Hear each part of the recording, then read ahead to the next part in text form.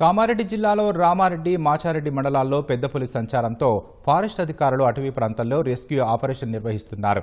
రామారెడ్డి మండలంలో పెద్ద పులి దాడి చేయడంతో ఆవు మృతి చెందింది. దీంతో గ్రామస్తులు ఫారెస్ట్ అధికారులకు సమాచారం చేరవేశారు.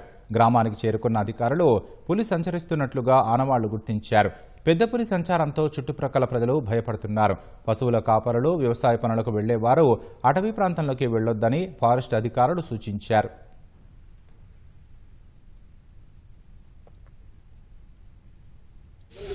మాకు నిన్న సాయంత్రం ఇన్ఫర్మేషన్ వచ్చింది ఏంటంటే సిరికొండ రేంజ్లో టైగర్ మూవ్మెంట్ ఉన్నది. ఇట్ ఎనీ టైం పక్కనే మాచారెడ్డి ఫారెస్ట్ ఉంటుంది కాబట్టి ఇక్కడ కూడా వచ్చే ఛాన్సెస్ ఉన్నాయనేది ఇన్ఫర్మేషన్ ఇచ్చినారు. So in the early morning ఈరోజు మా స్టాఫ్కి అందరికీ అలర్ట్ చేసి పంపించడం జరిగింది.